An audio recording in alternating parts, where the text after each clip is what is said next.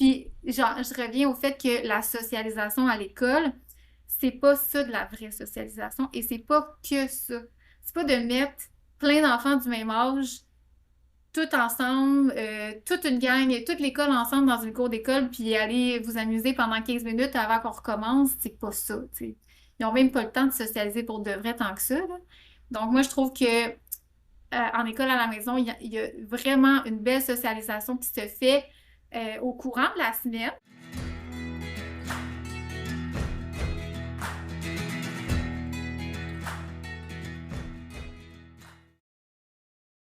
Bienvenue à Comme un jeu d'enfant, le podcast des apprentissages en famille du Québec.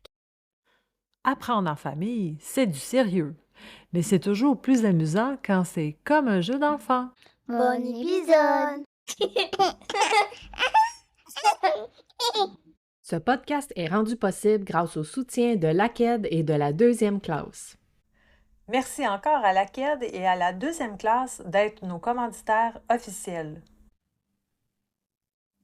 Allô, Natacha! Salut Marilena, ça va bien? Ça va super bien, toi? Bien oui, ça va super bien. Aujourd'hui, on a une invitée avec nous. Oui, bienvenue, Jessica! Merci, bonjour. Donc, Jessica Gagné de la deuxième classe. Est-ce que tu voudrais te présenter rapidement pour ceux qui ne te connaissent pas? Oui, mais dans le fond, c'est ça. Je m'appelle Jessica, je travaille à la deuxième classe. Je suis enseignante pour les groupes au primaire. J'ai mon bac en enseignement au primaire en adaptation scolaire et sociale. J'ai travaillé dans des écoles avant d'atterrir à la deuxième classe. Ça fait déjà 2 ans. Ça va être ma 3e année en septembre. Puis là, déjà, quand on a annoncé sur les réseaux sociaux du podcast que tu allais être de passage, il y avait déjà des commentaires. « Oh, Jessica, mes enfants, ils l'aiment tellement! » Fait que je sais pas si tu as vu, mais c'était une belle vague d'amour. Ouais. Ah oui, Parfait. oui. J'étais tellement contente. Oui, je pense que c'est la plus belle reconnaissance, j'imagine, que tu peux avoir. Il y a eu des parents et des élèves aussi, mais des parents, ça, je suis toujours contente de lire ça. Oui, puis qui prennent le temps, fait que c'est que vraiment, ça a fait une différence, qu'ils prennent le temps d'aller écrire, tu sais, pour commenter, là. Qu'est-ce que t'aimes le plus à la deuxième classe? Ben, ce que j'aime le plus, c'est drôle à dire, mais c'est le fait de pouvoir, pour de vrai, enseigner. Tu sais, chose que c'était plus difficile en contexte scolaire, quand je travaillais dans les écoles. On dirait que tu sais, tu fais ça dans la vie, tu deviens enseignante parce que tu as le goût d'enseigner aux enfants, tu as la passion pour l'enseignement. Puis au final, avec ce qui se passe dans les écoles, à quel point la tâche est rendue difficile, mais c'est rare que tu aies vraiment la chance d'enseigner concrètement sans qu'il se passe 1000 choses là, pendant ton enseignement. Puis ce que je trouve tellement merveilleux avec la deuxième classe, c'est que je peux monter des projets, l'enseigner, puis vraiment faire plus de choses avec les élèves. C'est possible de faire vraiment concrètement de l'enseignement. Oui, je comprends exactement ce que tu veux dire. Justement, on avait reçu Emmanuelle Gaucher je pense que c'est notre premier épisode qu'on avait une invitée. Puis elle mentionnait, justement, elle disait, tu sais, dans la journée complète, des fois, au final, j'étais 20 minutes à enseigner, tu sais, que tout le reste, il y avait une gestion, il y avait telle affaire qui arrivait, il y avait ça. Fait que finalement, comme, elle avait 20 minutes totalement dans la journée, là. Enseigner ce que tu avais prévu. Exactement. Fait que dans le fond, enseigner pour toi, ça veut dire de donner de la matière ou c'est quoi quand tu dis enseigner? Parce que là, je comprends qu'il y a beaucoup de gestion en arrière de tout ça, mais quand tu dis enseigner, c'est-tu vraiment le moment de quand tu transmets de la matière, quand tu transmets des compétences, c'est ça que tu veux dire? Bien, c'est tout le processus quand que j'établis, par exemple, soit un projet ou vraiment un cours destiné à ce qu'on apprenne une notion, une compétence, c'est le moment où est-ce que je le présente aux élèves, qu'on discute. On a tellement plus de temps pour que je laisse la parole aux élèves sans qu'il se passe plein de choses autour nécessairement, mais vraiment que je puisse leur laisser la parole. On voit ensemble la matière, on en parle, il y a un retour qui est fait. Souvent, le retour à la fin d'une période d'enseignement en classe, c'est très, ça se fait vraiment chaotiquement, là. La cloche va sonner, on met nos bottes d'hiver, OK, tout le monde, on n'a pas le temps de clore le sujet. Là, vraiment, Je le sais, j'ai combien de temps, je sais que mes élèves vont parler, je sais qu'ils vont pouvoir participer, même si on est en ligne. C'est ça qui est drôle au début. Quand Ouais. j'ai commencé, j'avais un peu le sentiment que, mon Dieu, je vais-tu me sentir proche de mes élèves? Je vais-tu être capable de pouvoir aller aussi loin que je peux le faire quand ils sont en présentiel? Mais on peut faire même plus loin. J'ai l'impression qu'on peut aller encore plus en profondeur parce que je les vois toutes sur mon écran, elles sont toutes là. J'ai l'impression qu'on se crée une espèce de bulle où est-ce que je les sens encore plus près de moi que s'ils étaient tous dans ma classe, 25 élèves dans ma classe un peu éloignés en arrière, il y a du bruit, tout ça. Là, je les sens très près de moi. Nos classes sont plus petites, c'est ça, c'est certain. Le maximum qu'on a au primaire, c'est 12. Au secondaire, ça va jusqu'à 18. Mais moi, pour ma part, le maximum, c'est 12. Donc, j'ai le temps de leur laisser la parole, de les questionner sur leur compréhension de ce qu'on fait. Fait que ça, c'est vraiment le fun. Donc, j'imagine que l'aspect même si c'est en ligne, l'aspect du petit groupe vient compenser ou parce que moi Ça vient. Ouais. ouais, moi j'apprends quelque chose là parce que tu sais peut-être que j'avais un préjugé mais je me disais en ligne, tu sais, c'est sûr que c'est moins bénéficiant qu'en personne, tu sais, mais là tu me changes un peu Ben, la perception grâce à c'est ça. ça. Moi, c'était la même chose. Quand j'ai commencé à la deuxième classe, j'arrêtais pas de dire à Marie-Lou et à Christine Amélie, je suis comme, oh, la seule chose que je trouve plate, c'est que je les ai pas avec moi. Tu sais, moi, j'arrêtais pas de dire ça, je les ai pas avec moi, mais après avoir fait 2 années là, avec des classes en ligne, je les sens avec moi, comme on se connecte là, puis Mm. tu sais, je les vois proches, je les vois toutes dans mon écran. Je les sens comme dans une pièce où est-ce qu'ils sont focusés, sont tout seuls avec leurs écouteurs. Je les sens plus présents que s'ils étaient en classe. Ah, wow. C'est vraiment le fun. Une belle révélation. Oui. Puis dis-moi, c'est quoi qui a fait que t'as passé de être dans une école traditionnelle à arriver à la deuxième classe? Est-ce que c'est quelque chose qui t'a attiré? Est-ce que tu t'es comme trouvé là par défaut puis que finalement ça a été une révélation? Un peu, oui, mais on dirait que mon parcours allait faire en sorte que j'allais atterrir là, c'était évident. Parce que moi, déjà, quand j'ai commencé à faire du remplacement là, pendant que je faisais mon bac, je me sentais déjà un peu une outsider, là. Tu sais, moi, je viens pas d'un milieu familial où est-ce qu'il y a des profs. J'ai étudié dans plein de choses, j'étais curieuse de plein de choses, puis au final, je voulais pas faire le travail qui était relié à, par exemple, en architecture, en psychologie. Je voyais pas comme la job que je voulais faire après. Fait que je me suis dit, moi, je vais aller enseigner. C'est à la fin, ça faisait comme 5 ans que j'étais déjà en train d'étudier à l'université. Fait que moi, quand j'étais arrivée comme prof, comme orthopédagogue, je trouvais déjà qu'il y avait tellement de non-sens dans ce qu'on faisait. Là, j'apprenais, tu sais, à faire ce travail-là, à être dans les écoles. Je me disais, mais mon Dieu, pourquoi qu'on fait ça comme ça? Là, j'avais comme un regard d'enseignante. Là, pour la première fois, je n'étais pas l'étudiante. Puis là, je voyais là, à quel point il y avait des choses qui je comprenais pas pourquoi ça se faisait comme ça. Fait que j'ai tout le temps eu cette façon de penser-là. Ce qui a fait en sorte qu'à un moment donné, je me suis dirigée vers le privé en orthopédagogie. Je me suis dit, bon, moi, je ne fais pas vraiment dans la mentalité des écoles. Je vais essayer autrement. Je vais aller essayer de le faire à ma façon. Donc, j'ai été orthopédagogue un peu au privé, donc à mon compte. J'ai aidé les élèves, mais encore là, je trouvais que c'était pas exactement ça pour moi, l'enseignement.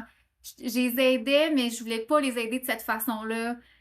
Puis là, par hasard, je suis allée souper au restaurant. La table à côté de moi, c'était Marie-Lou qui était assise là. Nos enfants se sont parlé, elle m'a passé une entrevue. Puis j'étais arrivée à la deuxième classe, je savais même pas que ça existait au départ. Puis c'est là que j'ai plus vu toute l'existence de l'école à la maison, du parent éducateur. Tu sais, je savais que ça se faisait, mais je pensais pas que c'était aussi en essor que ça. Et là, ça l'est vraiment dans les dernières années. Là, je pense que ça s'en vient vraiment plus populaire. C'est par là que j'ai appris que ça se faisait, l'école à la maison. Hmm.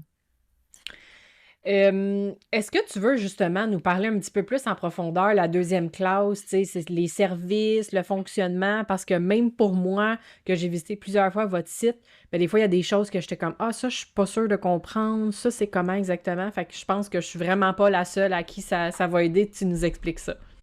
Parfait. Ben, dans le fond, il y a plusieurs volets. Il y a le volet cours de groupe, que ça, c'est vraiment destiné pour les enfants qui font l'école à la maison. Donc, ils vont pas à l'école. Ils font tout leur programme scolaire avec nous de toute l'année scolaire. Donc, ça va de la première année à la secondaire 5. Puis, on couvre toutes les matières, toutes les compétences. Et les élèves y ont à peu près, là, pour le primaire, c'est environ 3 jours semaine. En fait, on se voit 3 fois. Je sais que pour les plus petits, il y en a que c'est plus 4 fois, mais moins longtemps. Donc, c'est pas une semaine complète. C'est un peu plus condensé. Mais au final, on le sait qu'à l'école, il y a une certaine perte de temps. Donc, on voit tout, là. Avec les rencontres qu'on a avec nos élèves, on a le temps de tout faire, le programme au complet. Fait que ça, c'est le volet cours en groupe, où est-ce que l'enfant a il y a des manuels, on va travailler aussi, il y a des documents qui sont envoyés, l'enseignante fait une rétroaction, elle va corriger des travaux, vraiment comme une prof qui serait à l'école, la même chose. Le parent peut toujours communiquer avec l'enseignante. On a un système de messagerie où est-ce qu'on se parle. Fait que c'est vraiment comme une classe. On est vraiment un groupe, une classe, puis on fait toute l'année scolaire ensemble. Mais il y a aussi un volet où est-ce que c'est du tutorat. Les élèves, ils peuvent faire du tutorat. Là, dans ce cas-là, on est en one-on-one, donc 1 à 1. C'est un élève avec un enseignant. Puis c'est personnalisé selon le besoin de l'élève. Ça peut être soit complémentaire à des cours de groupe ou totalement l'élève est vraiment à l'école, mais a besoin d'un support en tutorat, puis il fait appel à la deuxième classe. Ça, j'en ai fait beaucoup à ma première année. Donc, on les aide avec ce qu'ils font à l'école. Puis, il y a quelque chose de nouveau qu'on a mis en place cette année, c'est le parcours individualisé. Donc, c'est le cours en groupe, vraiment l'année scolaire au complet, mais pas dans un groupe, mais en individuel. Donc, l'élève a une enseignante à lui avec qui il fait toute son année scolaire. Donc, ça s'adresse. Ouais, c'est pour répondre à un besoin à certains élèves qui peuvent être facilement distraits en ligne avec plusieurs élèves, ou est-ce qu'on veut faire du tutorat, mais on veut l'année au complet. On veut vraiment couvrir l'école à la maison au complet. Donc, le prof fait ça avec l'élève en individuel. Écoute, moi, je te partage une anecdote. J'ai un de mes enfants, était en milieu scolaire, puis elle a bénéficié du tutorat pour son examen d'histoire secondaire 4 parce que c'est pas vraiment sa matière, puis elle était stressée, puis dans le milieu scolaire, ben, elle sentait pas qu'elle maîtrisait au complet. Fait qu'écoute, je pense à 2 semaines avant l'examen, elle a fait du tutorat, 3 rencontres parce que c'était vraiment roche, là, tu sais, puis je pense que c'était Marie-Dominique, ça se peut-tu? Dominique? Oui, oui, oui, En oui. tout cas, Ouais, absolument. écoute, la prof, là, elle a tellement saisi rapidement son besoin, puis comment que ma fille, elle apprenait, qu'en 3 rencontres, elle dit, maman, en 3 rencontres, j'ai tout compris mon année au complet. Elle dit, j'aurais tellement aimé ça, la voir dès le début de l'année. Puis écoute, Ben oui. puis moi, j'en revenais pas, là. J'ai dit, wow, OK. Tu sais, elle avait tout compris comment que ma fille, elle apprenait, puis elle y a comme donné plein de clés de référence. J'ai été comme vraiment agréablement surprise de cette expérience-là. Fallait absolument que je vous le dise parce que c'était Mais c'est ça. vraiment... Souvent, ouais. c'est ce que les parents se rendent compte, c'est que quand on fait une rencontre d'1 heure en individuel, là, c'est payant parce que c'est rare que l'enfant a 1 heure au complet avec une seule enseignante pour vraiment miser sur ses capacités, ses besoins à lui. Fait que ça l'équivaut quasiment à comme 3-4 heures de cours en groupe, puis à quasiment une journée au complet d'école, là. C'est vraiment efficace, le tutorat en one-on-one. Puis, corrige-moi si je me trompe, mais j'ai cru voir au secondaire que les parents peuvent vraiment prendre comme des cours individuels, tandis que primaire, c'est comme là, je cherche le terme, un bundle, Oui, tous les cours de base finalement. c'est tout le Le package. choix de ça, est-ce que c'est par rapport à comme la quantité de demandes? Qu'est-ce qui a fait cette différence-là? C'est plus parce qu'au primaire, c'est une prof pour toutes les matières comme à l'école. Fait que c'est pas découpé au couteau. C'est pas, mettons, le mardi, on fait du français, le mercredi, on fait des maths. C'est tout entrelacé. Donc, c'est difficile de dire, ben, l'élève va juste faire des maths. Tu sais. C'est comme, mettons, un 20 minutes du mardi, puis on fait un retour le mercredi. Donc, il n'y a comme pas le choix, l'élève au primaire. de faire l'année scolaire au complet parce qu'on fait tous les apprentissages un peu tout mêlés ensemble dans des projets, tu sais. Puis, tandis qu'au secondaire, c'est des profs comme au secondaire qui sont spécialisés dans leur matière. Donc, tu peux prendre juste français. Dans ce cas-là, c'est juste des cours avec la prof de français. Il y a des cours seulement de maths, seulement de sciences, par exemple. Donc, ça ressemble quand même à ce qui se passe au primaire puis au secondaire dans les écoles. C'est pour ça. OK. Et parle-moi, là, tu as nommé projet, justement.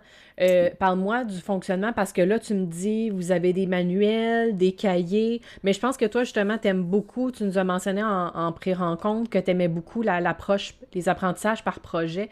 Est-ce que vous avez, c'est quoi le fonctionnement? Tu sais, donc, si, exemple, on a Jessica de la 2e classe versus une autre prof, avez-vous un peu cette liberté-là de fonctionner différemment ou parce que vous avez comme un cahier, vous êtes tous de la même façon? Peux-tu m'en dire plus?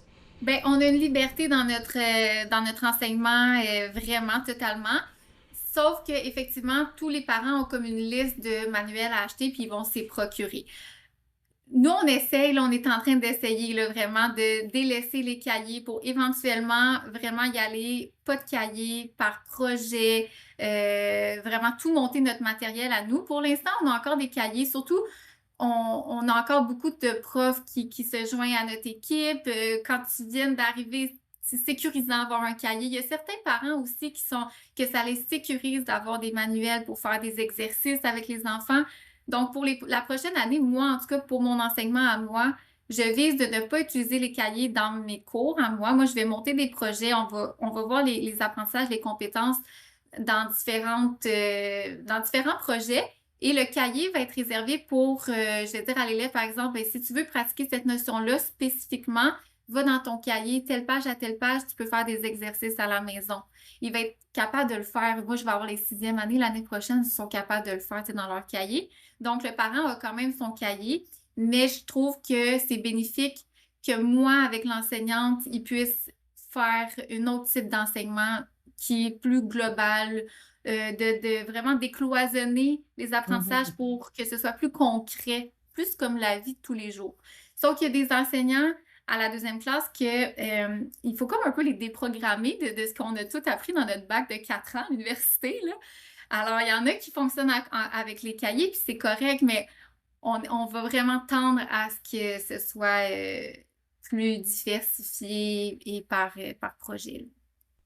Ben, j'aime ça t'entendre dire ça parce que j'ai été reçue dernièrement au podcast Parenthèse. Puis dans beaucoup des commentaires des gens, tu sais, qui connaissent pas nécessairement l'école à la maison, disaient, tu sais, il avait fait un extrait de l'épisode que je mentionnais qu'est-ce que ça prenait pour faire l'école à la maison. Puis, tu sais, je disais, ça prend papier, crayon, tu sais, l'envie de le faire. Puis les gens, ça les a... Ben, premièrement, c'est sûr, c'est un extrait. Tu sais, ça sort un petit peu de tout le point que je disais, mais il y a beaucoup, là, il y a des enseignants, puis il y a beaucoup de parents qui sont venus commenter disant comme « Excuse-moi, ça prend des cahiers, tu peux pas faire l'école à la maison avec un papier pas un crayon. » Fait que j'aime ça t'entendre. On n'a pas besoin de cahiers. Oh mon Dieu, c'est Puis tellement... moi, j'ajoute des albums jeunesse. Ah, ben, oui, c'est ça. Mais c'est tout ce qui se trouve, c'est comme on lit des romans. À la maison, l'enfant va avoir des romans, des livres de lecture. Puis à partir juste de ça, tu peux faire de l'écriture, tu peux faire de l'histoire, tu peux faire de la lecture, évidemment. Tu peux même faire des mathématiques. Il y a une façon de faire plein d'apprentissages avec des choses qui se trouvent autour de nous, pas nécessairement un cahier où est-ce qu'il y a question 1, 2, 3, ABCD. Puis, tu sais, on parlait des enseignants qui sont programmés, mais aussi, tu sais, les parents aussi, là, il y en a des parents qui veulent des cahiers, je veux dire, des parents qui veulent absolument des devoirs parce que ça les sécurise de voir que leurs enfants apprennent quoi quand, tu sais. Fait que, il y a ça aussi, tu sais, il y a le parcours du parent aussi à déprogrammer un peu aussi, là, ouais. Oh mon Dieu, encore plus, j'ai l'impression effectivement parce que ben les parents ils ont vécu cette façon de faire-là à l'école. C'est ça. Ils sont pas nécessairement dans le milieu non plus, donc ils voient pas à quel point c'est pas la meilleure façon de faire. Fait que c'est sûr que pour eux, ça les sécurise, c'est quelque chose de connu. Puis de donner des devoirs aussi, on dirait que c'est leur façon de pouvoir avoir un œil sur ce qui se passe à l'école. Mais moi, je me rappelle quand je travaillais dans les écoles, puis que j'essayais de faire en sorte qu'il n'y ait pas de devoirs du tout après l'école, ben il y en avait que oh mon Dieu, ça les rendait nerveux, là. Pas de devoirs, mais Mhm. mon Dieu, mon enfant, vas-tu être correct? Vas-tu apprendre assez? Puis je suis comme, oui, oui, inquiète-toi pas, là. Il y a en Mhm. masse d'heures d'école en classe, là. Et là, tu nous as dit donc, primaire, si j'ai bien retenu, c'est à peu près 4 rencontres plus courtes. Secondaire, c'est 3 rencontres un peu plus longues, hein, par semaine, c'est bien ça? Ben, en fait, mettons, premier cycle du primaire, c'est 4 fois 45 minutes ou 3 fois. Ça dépend du niveau, là, 1, 2, 3, troisième année. À partir de quatrième, cinquième, sixième année, on les voit 3 fois pendant 1 heure et demie avec une pause là, durant l'heure et demie. C'est mardi, mercredi, jeudi. Puis au secondaire, ça dépend du cours. Je sais que français, ça va être 2 fois. Par exemple, histoire, ça va être 1 fois. Maths, c'est 2 fois. Donc, ça dépend parce que les français et maths, on les voit au moins 2 fois. Je pense même OK. qu'il y a un troisième cours qui est ajouté. Puis, il y a tout le temps aussi une récupération. Donc, chaque prof donne une récupération. C'est obligatoire pour nous là, de le Mhm. donner. L'élève n'est pas obligé de participer, mais ça donne quand même presque comme un tutorat additionnel, là. L'élève se connecte puis pose ses questions, on fait des travaux ensemble. Donc, il y a ça Et aussi. là, tu as parlé de devoirs. Fait que je veux savoir, Ouais, à la deuxième classe, est-ce que c'est un petit peu le même principe que certains profs certains enseignants vont décider d'en donner, d'autres non? Avez-vous un peu une façon on, de fonctionner à ce ouais. niveau-là? On a un barème, puis ce barème-là sert à ce que le parent puisse avoir des traces de travaux corrigés par un enseignant. Donc, moi, j'aime pas dire devoir, puis j'aime pas l'appellation évaluation. Je pense même que l'année prochaine, je dirais même pas ces mots-là à mes élèves, là, parce que c'est pas vraiment ça. C'est juste que, vu qu'on n'est pas ensemble, que l'élève va souvent faire des choses à la maison, dans ses cahiers, sur ses feuilles, je peux pas nécessairement le corriger moi et le voir. Donc, on donne, c'est à peu près 2 évaluations par matière, par période de 9 semaines, où est-ce que je vais donner de la rétroaction. Je vais corriger, puis je vais écrire des notes sur le document pour donner un aperçu de l'évolution de l'enfant aux parents, pour que l'enfant ait aussi un aperçu de son évolution. Mais le but, c'est pas de dire que tu as 75% ou tu as 90%. C'est plus de voir t'en es rendu où dans l'atteinte de tes compétences. Donc, faut pas voir ça comme des devoirs. Puis je pense même que justement, c'est ça que je dis l'année prochaine, j'appellerai même pas ça comme ça. Parce que le simple fait de dire que l'élève est évalué, ça tue totalement la créativité. On dirait que là, ils font plus des choses pour, pour eux ou pour montrer leur talent ou leur créativité. Ils vont juste le faire en fonction de c'est quoi les critères de correction, comment je peux avoir 100%. Fait que là, ils se restreignent dans ce qu'ils veulent faire. C'est pour ça que j'aime mieux dire des traces d'évolution. Oui, puis j'aime beaucoup, moi, le terme rétroaction. Euh, Ça a beaucoup, beaucoup de valeur. Je trouve qu'il n'y a pas beaucoup, c'est pas assez valorisé, la rétroaction. Puis là, quand je parle sans note, là, tu sais, Ouais, juste prendre le temps de dire à l'enfant, là, tu sais, ça, c'est tes points forts. Là, il y aurait des points qu'il faudrait travailler pour atteindre tel objectif. Je trouve ça tellement plus signifiant puis aussi motivant pour l'enfant. Tu sais, quand il entend des rétroactions au lieu de juste comme focusser sur une note, parce qu'une note, souvent, ça dit pas grand-chose, tu sais, pour eux autres, ouais. En tout cas, pour les exactement. enfants d'école maison, là, ça, je peux le Ça dire, dit là, pas moi. grand-chose. Puis au Ouais. final, la DEM, elle veut pas nécessairement savoir si tu as eu 75% ou 90%. Elle veut savoir si tu as travaillé les compétences du niveau scolaire. Mm. Donc, c'est bien mieux d'avoir de la rétroaction sur voici la compétence que tu maîtrises, voici telle compétence, il faudrait aller pousser un peu plus loin, tu pourrais faire telle chose ou telle chose pour développer cette compétence-là. Donc, c'est plus en lien avec ça que des notes.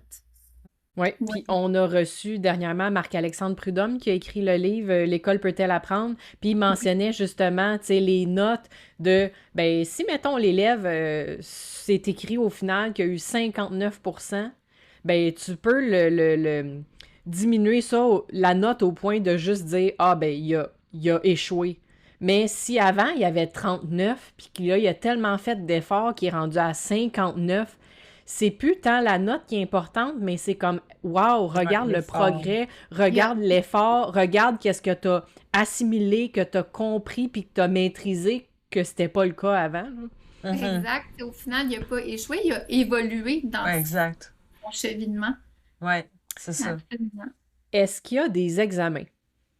Il y a comme je disais, on donne des évaluations parce qu'en fait, sur notre portail, il faut comme cocher le terme évaluation, là, où est-ce que l'élève va déposer ça dans l'onglet évaluation, mais c'est pas des examens, comme dans le sens que même si t'as moins bien réussi à cet examen-là, le but, c'est pas que tu vois que t'as eu telle note. Le but, c'est que tu vois, bon, moi, je suis rendue là. Qu'est-ce que je vais faire pour m'améliorer dans les prochaines semaines?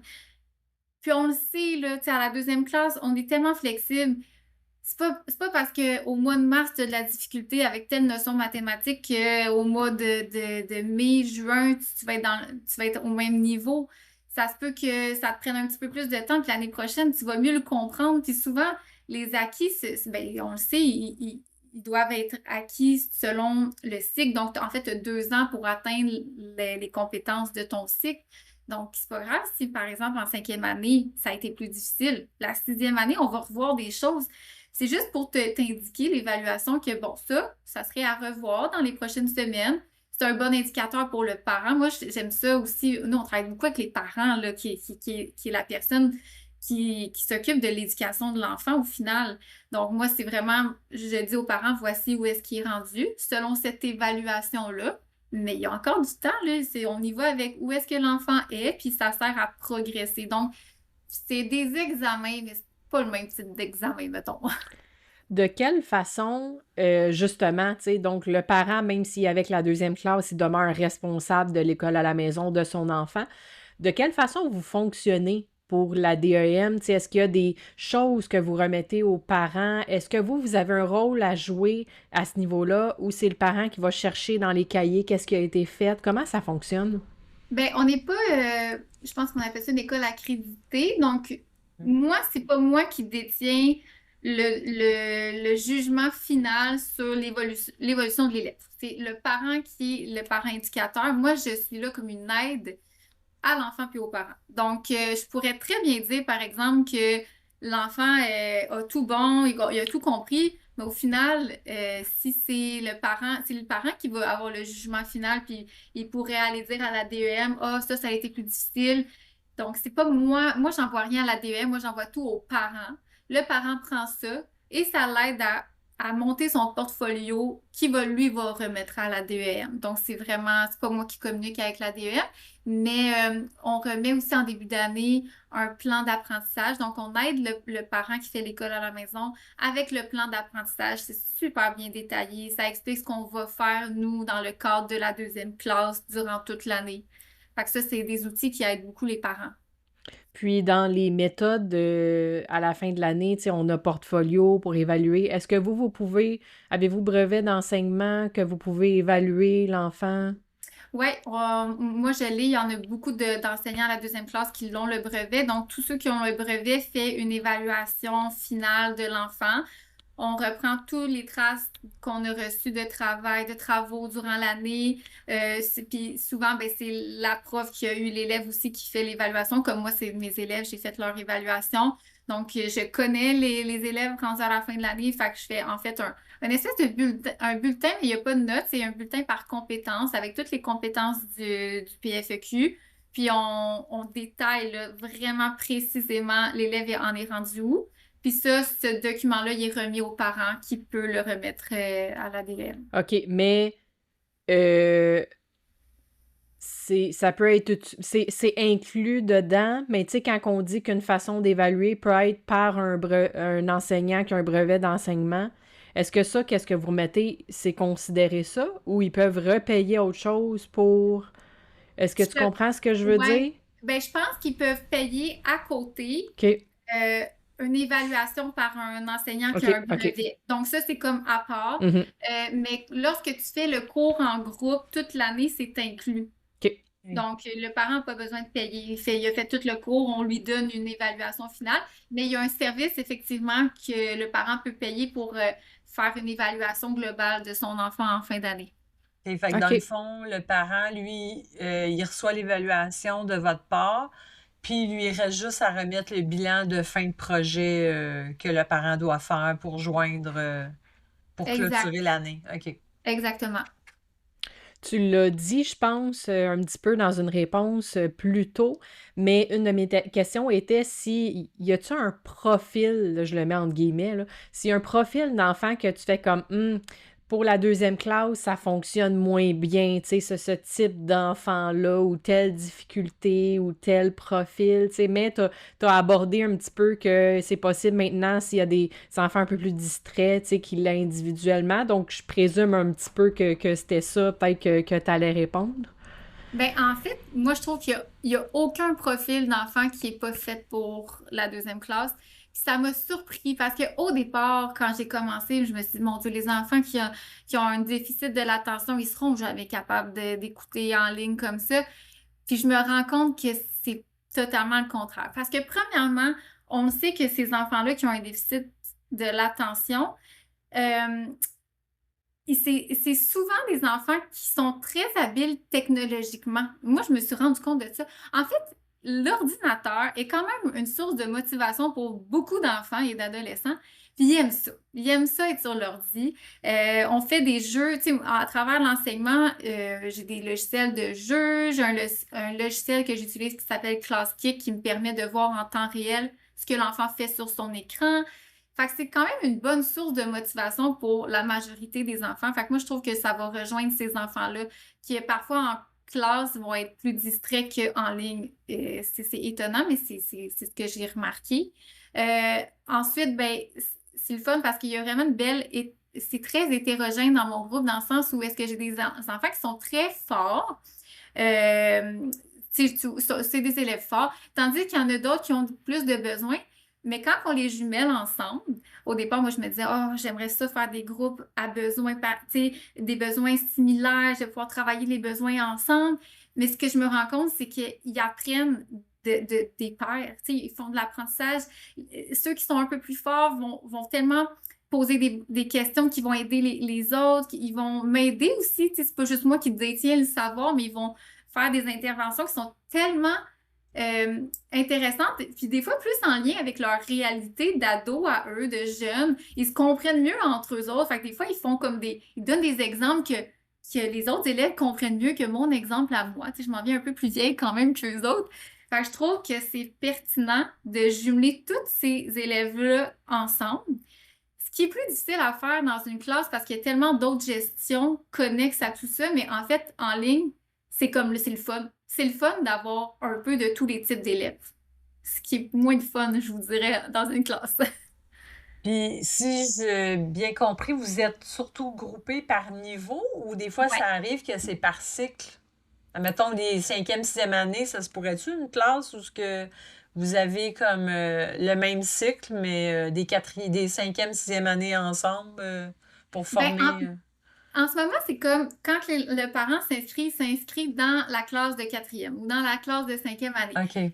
Mais au final, j'ai des élèves, par exemple, cette année, qui étaient dans ma classe de cinquième année, que clairement, ils étaient de niveau sixième année, là. Fait que, tu Hmm. sais, puis je leur ai dit, le parent pourrait te désinscrire puis t'inscrire dans le groupe de sixième année, c'est pas grave, il y a personne, tu sais, Hmm. nous, c'est pas ça qui est important, là, on va Mhm. où est-ce que tu es rendu, c'est plus bénéfique pour toi de participer à la classe de sixième année parce que tu es rendu là, même si normalement tu devrais être en cinquième année, ben vas-y, c'est tellement le fun. Tandis que j'ai des élèves qui, au contraire, oh, ça serait bien que tu revoies des choses que les quatrièmes années sont en train de faire. Bien, va t'inscrire dans ce groupe-là. C'est plus bénéfique pour toi au final. Hmm. Donc, l'âge n'est pas important, mais un coup que tu es dans la classe de cinquième, ben, on fait de la cinquième année. Mhm. OK.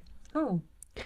C'est quoi la raison principale que tu vois les enfants quitter le milieu scolaire puis arriver avec les services de la deuxième classe? Ben, il y a plusieurs profils d'élèves.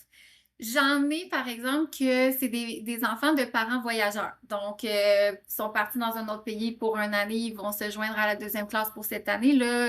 J'en ai plein qui font le tour du monde en roulotte, là. Ça, je trouve ça donc bien merveilleux. Je suis jalouse. Je suis- Oh, Seigneur, quand ils se connectent, là, je suis comme, vous Ah ouais. remercierez vos parents plus tard. C'est tellement cool. Ils ont tellement des vies fantastiques. Donc, j'en ai qui font ça. J'en ai qui habitent loin en région sur des fermes, que l'école est à 45 minutes. J'en ai une à travail des fois dans sa ferme, donc il y a ça aussi. Puis j'ai des enfants qui arrivent très poqués du système scolaire au niveau émotionnel, là, mon Dieu, qui ont vécu des expériences vraiment pas le fun. Le parent, il est à terre, l'élève est à terre. Puis là, c'est comme leur dernière chance, on dirait, de renouer avec l'enseignement, avec une prof.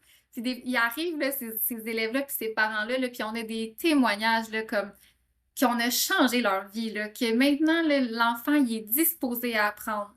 Son système nerveux, là, ça va mieux, là, c'est vraiment, c'est tellement surchargeant, l'école, puis c'est difficile pour l'école de répondre aux besoins de tout le monde. Tu sais, moi, je les blâme pas, là, j'ai été là, puis pas de la faute des profs, c'est même pas de la faute tant que ça de l'équipe école. Ils n'ont pas le choix de faire avec ce qu'il faut qu'ils fassent. C'est comme ça.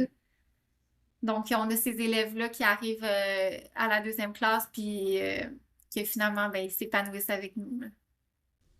Ils ont besoin de se réapproprier leur développement académique, puis leur confiance. Oui, Ouais. leur confiance, c'est beaucoup la confiance, beaucoup de revoir leur façon de... Je sens qu'il y a des élèves, tu sais, qui arrivent à la deuxième classe puis qui ont comme appris que apprendre à l'école, c'est de faire ce qui est demandé sans nécessairement se poser, toi, la question de qu'est-ce qui t'allume, qu'est-ce qui t'intéresse, qu'est-ce qui te rend créatif, curieux. C'est, tu sais, on y arrive, puis ils sont comme, ben, aujourd'hui, on fait ça parce que la prof demande ça. Puis là, moi, je suis ben gros dans leur centre d'intérêt. Qu'est-ce que toi t'aimes? Qu'est-ce qui t'intéresse? Puis à chaque semaine, on parle d'un sujet d'un élève qui gagne un caout, puis la semaine d'après, on choisit son sujet, puis on en parle. Puis j'ai des élèves, ça les déconcerte, là, ils sont comme, mon Dieu, attends, qu'est-ce que moi j'aime? Tu sais, qu'est-ce qui m'intéresse? Fait qu'à la fin de l'année, ils se rendent compte que d'apprendre, ben, ça part de toi, une petite flamme à l'intérieur de toi. C'est toi qui initie ton apprentissage, pas quelqu'un d'autre qui va te dire apprends ça juste pour l'apprendre. Puis, est-ce qu'il y a une période d'inscription précise à la deuxième classe? J'ai vu que vous étiez présentement en période d'inscription, mais mon enfant, il vient de lâcher le milieu traditionnel, mettons, en février. Est-ce qu'il peut joindre la deuxième classe ou c'est vraiment des périodes? Il peut toujours joindre. Jusqu'à 3 semaines, j'avais des élèves qui arrivaient dans nos groupes pour la fin de l'année, puis c'était bien correct. En fait, tout au long de l'année, l'élève peut toujours s'inscrire. À un moment donné, il peut y arriver quelque chose à l'école. Souvent, c'est comme vraiment la limite où est-ce que le parent s'est dit, OK, ça suffit, tu sais, on va trouver une autre alternative. Puis là, l'élève arrive en plein milieu de l'année. En ce moment, on a un temps de période d'inscription, donc on a les parents peuvent inscrire leur enfant en ce moment. On a comme dépassé les niveaux d'inscription des années précédentes. À chaque année, ça augmente. Là, on a vraiment beaucoup d'élèves. Je me rappelle pas, on est rendu à combien, mais presque 50% déjà. Puis c'est beaucoup au courant de l'été, avant septembre, là, il va y avoir un petit boom d'inscription. Puis après ça, au courant de l'année, il y en a certains qui vont s'inscrire. Donc, en tout temps, les parents peuvent s'inscrire. Ça se fait via le site web, c'est vraiment facile. Il y a toujours possibilité de nous appeler à la deuxième classe. Les filles répondent toujours, sont tellement merveilleuses. Ils vont prendre le temps d'expliquer le fonctionnement. Puis il y a quelque chose de nouveau cette année. Ça, je suis vraiment contente parce qu'avant, quand l'enfant s'inscrivait, par exemple, je pouvais avoir un élève, là, je voyais ça sur mon portail, le mardi soir, il était inscrit, là, le mercredi, il arrivait dans mon groupe, là. Fait que là, des fois, j'étais comme, OK, attends une minute, puis là, je voulais comme prendre le temps de l'inclure, puis d'y parler. Donc là, maintenant, il y a quelqu'un à la deuxième classe qui va faire ça, qui est dédié que à ça. Enligner le parent sur lui expliquer comment ça fonctionne, lui parler avant le premier cours, lui dire exactement quoi faire. Fait que ça, c'est nouveau de cette année. Il y a quelqu'un qui va s'occuper des parents. Super. Et là, la fameuse question, est-ce que les enfants qui font les cours à la deuxième classe peuvent socialiser? Ah, mon Dieu que oui! Beaucoup plus que ce que tout le monde peut croire, qu'est-ce que moi je croyais au départ aussi quand j'ai commencé. Parce que c'est comme, on dirait que c'est la grosse question que même quand je parle avec mes amis, tu sais, les parents dans la rue, par exemple, ils vont tous me dire ça, mais le côté social, tu sais. Parce que tout le monde est d'accord qu'un enfant qui est scolarisé à la maison va avoir une bonne scolarisation. Tu sais, on en connaît, tu sais, ils vont voir tout ce qu'ils ont besoin de voir, puis ils ont la chance de faire tellement plein d'autres choses, des sports, des sorties, tout ça. Ça, la plupart des gens le reconnaissent et le savent. C'est la partie socialisation où est-ce que tout le monde me dit, mais là, y aura-tu des amis? Vas-tu socialiser ton enfant? Absolument. Parce que la vraie socialisation, puis ça, je sais que vous en avez parlé, il y a plein de personnes qui en ont parlé, la vraie socialisation ne se fait pas à l'école, elle se fait après l'école. Et ça reste. Donc, les enfants qui sont scolarisés à la maison, ils vont après l'école jouer dans la rue avec les autres enfants. Même sont plus disposés puis sereins que la plupart des autres enfants qui arrivent surchargés d'une journée d'école, là. Mais ils vont jouer la fin de semaine, le soir. Et c'est ce jeu-là libre, le vrai jeu libre, où est-ce que les enfants jouent ensemble sans que ce soit timé, organisé, qui va rester dans leur mémoire. Même nous, quand on se rappelle de notre enfance, tu sais, moi, je me rappelle de jouer après l'école. Je me rappelle pas tant que ça d'avoir joué. Oui, je me rappelle d'avoir joué dans le cours de récréation, mais est-ce que c'était significatif? C'est pas ça mes beaux souvenirs d'enfance, de socialisation que je me rappelle. Puis, genre, je reviens au fait que la socialisation à l'école, c'est pas ça de la vraie socialisation et c'est pas que ça. C'est pas de mettre plein d'enfants du même âge tout ensemble, toute une gang, toute l'école ensemble dans une cour d'école, puis aller vous amuser pendant 15 minutes avant qu'on recommence, c'est pas ça, tu sais. Ils n'ont même pas le temps de socialiser pour de vrai tant que ça, là. Donc, moi, je trouve que en école à la maison, il y a vraiment une belle socialisation qui se fait au courant de la semaine. Puis, même à la deuxième classe, en fait, mes élèves sont tellement cute parce qu'ils socialisent. Ils restent connectés après le cours. Ils ont le droit de faire ça. Là, moi, je quitte. Puis eux, ils restent, puis là, ils se parlent. Puis là, des fois, ils vont jouer ensemble à des jeux. J'en ai qui jouent aux échecs ensemble, virtuels. Il y en a, ils vont rester longtemps, puis ils vont même se voir en personne. Donc, la fin de semaine, je sais qu'il y en a un qui a vu tel autre élève, ils sont allés jouer ensemble. Fait ils décident avec qui qu'ils vont jouer. Ils prennent le temps de se dire, cet élève-là, là, ça vaut la peine, cet enfant-là, que je veux devenir ami avec lui, même s'il habite pas proche de chez moi, là, je vais prendre le temps de développer une amitié avec lui, puis je veux le rencontrer, puis c'est vraiment des belles amitiés, plus profondes que juste l'amitié d'école. Mais cette réponse-là va faire partie des extraits Ouais. parce que Ouais, je vraiment. voudrais l'écouter en boucle. Ouais, vraiment, moi, le fait d'entendre... en fait, c'est la première fois que j'entends de la part de quelqu'un qui était dans le milieu de l'enseignement, qui est enseignante, de dire à l'école, la socialisation, c'est pas une vraie socialisation. Je suis comme, OK, à ce point-là, OK, parce que, ouais. Puis aussi, d'entendre aussi que même en ligne, les enfants, ils trouvent le moyen de se voir en vrai, malgré, tu sais, je sais pas si dans une classe que t'as, si les enfants sont vraiment beaucoup éloignés les uns des autres à travers le Québec, mais tu sais, je trouve ça, tu vois, c'est un aspect que je pensais pas, là, que ça pouvait aller jusque-là. Ouais. Ah ouais, il y en a qui sont vraiment éloignés, mais il y en a qui sont, c'est pas si pire, mettons une demi-heure de route, fait qu'ils se voient quand même, puis c'est le fun parce qu'ils vont se voir, mais les parents aussi, ils n'ont pas le choix là, de se voir. Fait que c'est un peu comme la vraie vie, tu sais, que les parents socialisent, l'enfant aussi, là, c'est le fun, je trouve, c'est vraiment beau.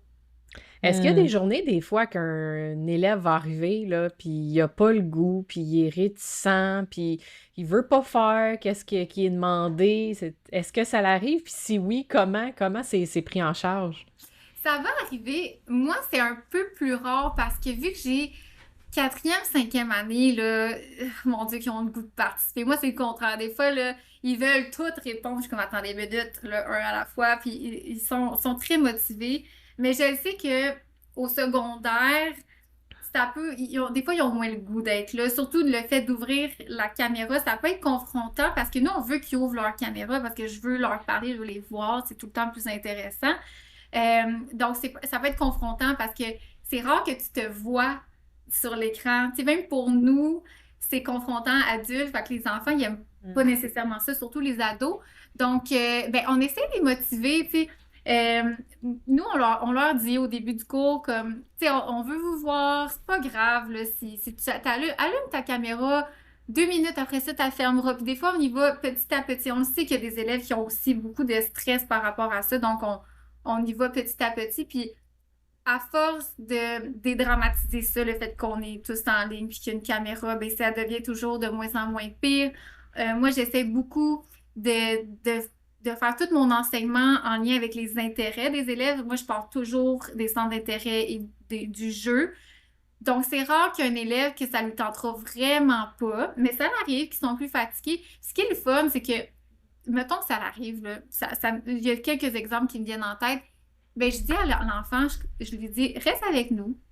Fais juste écouter. Tu m'écoutes, il aime ça, nous écouter. Tu n'es pas obligé de participer activement. Ce qui est le fun, c'est que tout est enregistré. Donc, l'enfant et le parent ont toujours l'option de réécouter le cours et de refaire le travail. Enfin, j'en ai des élèves parfois qui peuvent pas être là puis qui vont faire le cours en après-midi, puis le lendemain, je les vois. Donc, ça se peut qu'à ce moment-là, ça ne te tente pas du tout, que t'es pas apte à travailler. Ben, tu peux rester ou tu peux ne pas être là cette journée-là, réécoute le cours, puis le lendemain, on s'en reparle, puis tu vas avoir quand même la chance de le faire. C'est pas à chaque jour qu'on est à notre top énergie, puis c'est normal, là.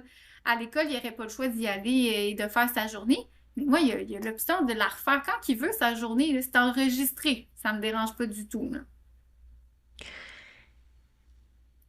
Quelles ressources que tu aimerais partager avec nos auditeurs, que tu trouves pertinentes, que tu dis ça pour les enfants qui font l'école à la maison, les parents éducateurs, ça fait une différence?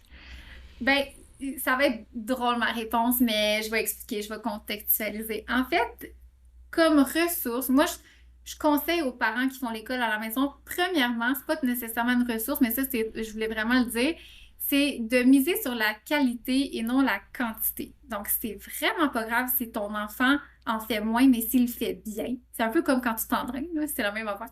Si tu le fais bien, c'est payant. C'est mieux tu n'es pas obligé de faire 8 pages d'exercice. Si tu vois une notion, que tu es à l'épicerie, par exemple, avec ton petit calepin, là, moi, je conseille aux parents de toujours avoir un calepin puis un crayon. Tu sais, un calepin pas avec des feuilles pas lignées. Là. Moi, j'aime pas ça, les lignes, j'aime ça, des feuilles blanches, c'est plus créatif. Donc, si tu es à l'épicerie puis que tu veux travailler le sens du partage en mathématiques, la division, par exemple, ben, tu peux y aller concrètement avec des items, on va les partager. J'ai besoin de le partager en tant de personnes pour ce soir. Puis là, on le fait concrètement. Mais si l'enfant a compris ça, il l'a bien fait, il a totalement compris l'exercice, il n'est pas obligé de refaire 8 pages après. Donc, de ne pas stresser sur la quantité, mais d'y aller avec la qualité de l'enseignement. Et de toujours partir de l'intérêt de l'enfant. Donc, ça, c'est vraiment payant aussi. Si son intérêt, c'est par rapport au sport, ben, mise sur le sport. Plein de choses en lien avec le sport. Tu peux faire des maths en lien avec le sport, lire des textes en lien avec ça. Ça va toujours être plus motivant et ça l'aide à la rétention, à la mémorisation quand on a un intérêt. Ça, on le sait, là, c'est prouvé. Puis là, il y a des parents qui vont dire, ouais, mais c'est difficile des fois. Mettons, mon enfant, il tripe sur l'axolot. OK, je vais donner un exemple parce que j'ai un élève que c'est ça, là. L'axolot, c'est un petit reptile, là. Mhm. Donc, l'axolot. OK, j'étais comme, bon, mon Dieu, on va parler de l'axolot. Je voulais faire un travail par rapport à ça. Ça n'existe pas nécessairement. Ben, ayez pas peur, les parents, d'utiliser l'intelligence artificielle. Et ce n'est pas de la triche, ce n'est pas de la paresse, c'est de travailler intelligemment. Donc, l'intelligence artificielle, c'est en train de révolutionner le monde de l'enseignement. Il va falloir faire quelque chose, ça c'est un autre sujet, là, mais par rapport à ça, parce que notre rôle est amené à changer beaucoup.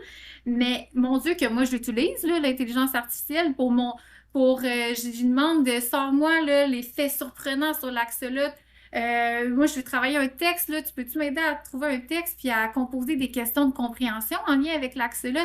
Puis le IA va tellement aider le parent à la maison à créer des activités en lien avec les centres d'intérêt qui n'existent pas, que ça nous prendrait 1000 ans faire ça. Ben, on utilise l'IA, puis Ça peut même faire... Moi, je l'utilise pour créer des affiches aussi.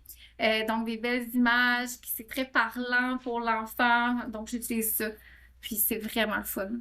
Mais même juste l'IA elle peut aussi soutenir pour quand tu veux développer un projet, justement, tu sais, autour de Oui. l'axolote.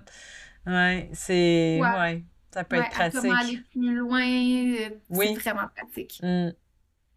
Là, le temps file, je pourrais t'écouter pendant Ouais. des heures.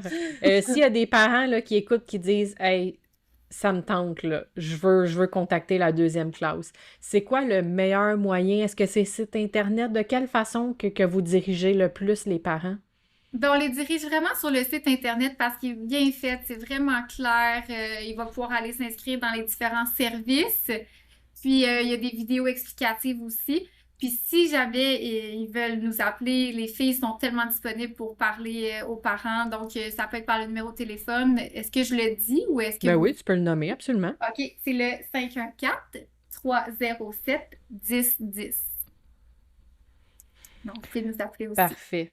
Ben merci Jessica, vraiment d'être venue Ouais. nous parler de ça, nous expliquer mieux un petit peu, nous parler de ton approche aussi. Moi, tu sais, je parle de vous quand des fois j'ai des parents qui vont m'écrire, puis hey, je trouve ça intéressant l'école à la maison. Mais exemple, je suis passionnée, on est deux parents, on est passionnés de notre métier, on veut pas lâcher, donc c'est pas possible. Je parle de vous. Fait que je suis contente de pouvoir même peut-être les référer à cet épisode-là pour qu'ils puissent voir encore plus en détail. Fait que vraiment, merci beaucoup d'avoir accepté de venir nous parler. Ben, merci de m'avoir invitée. J'ai vraiment aimé ça. Ah, ça fait vraiment plaisir. Moi, j'ai découvert quelqu'un de vraiment passionné de ce qu'elle fait, puis ça paraît vraiment. C'est Oui. super le fun. C'est une autre belle rencontre. Absolument. On voulait vous spécifier, puis ben, vous rappeler, hein, vous n'avez peut-être déjà entendu parler le 12 septembre prochain. Il va y avoir le congrès de la KED qui va se passer, mais cette fois-ci à l'Hôtel Alt à Québec. Puis le thème de l'année, c'est « Offrez à vos enfants une éducation sur mesure en toute confiance ».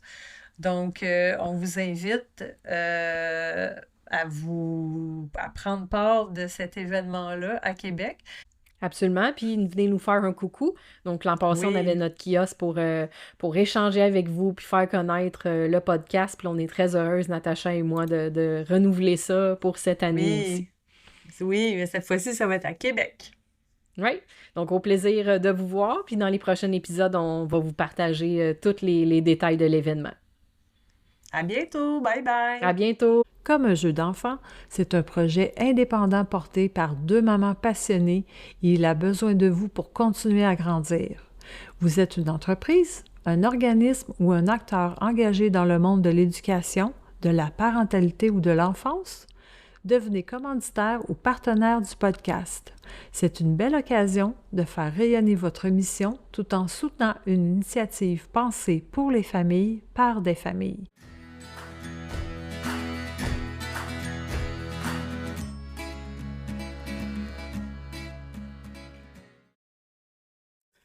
Avis de non-responsabilité. Les opinions exprimées dans ce podcast sont celles des animatrices et invités et ne reflètent pas nécessairement celles de leurs commanditaires, partenaires ou organisations affiliées. Les informations partagées sont fournies à titre informatif seulement et ne constituent pas des conseils professionnels, médicaux, juridiques ou éducatifs. Les auditeurs sont invités à faire preuve de discernement et à consulter des professionnels qualifiés pour toute situation particulière. L'équipe du podcast ne peut être tenue responsable des conséquences découlant de l'usage des informations présentées.